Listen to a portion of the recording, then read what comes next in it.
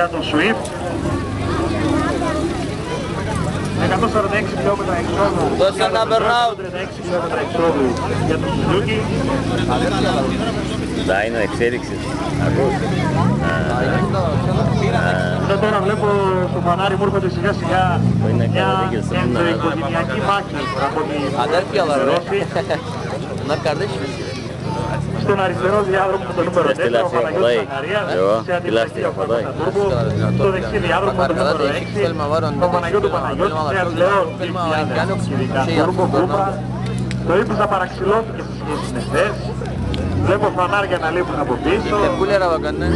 Μας έκανε μια δήλωση πριν. Μας ενημέρωσε ότι ξυλώθηκε τα μάξι.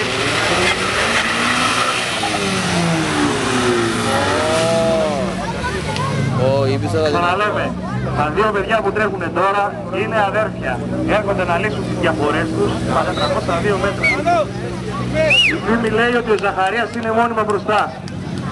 Για να ρωτήσουμε για να δω το βήμα του Παναγιώτη. Άσο δυνατό, όλα.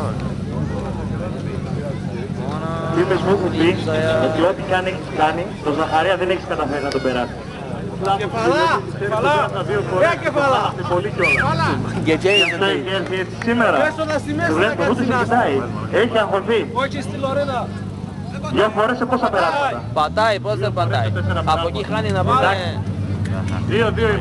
Με 50% επιτυχία δεν τη λες και επιτυχία. Μάλλον χ θα το έλεγα. Ζαχαρία θα το περάσει τον αδερφό σου. Κάνεις πινιάρες μάλλον, μαλάκα δεν πάει. Άσπρη γραμμή. Δώστε τους ένα χειροκρότημα, βοηθήστε τους. Δώστε τους, ανεβάστε τους.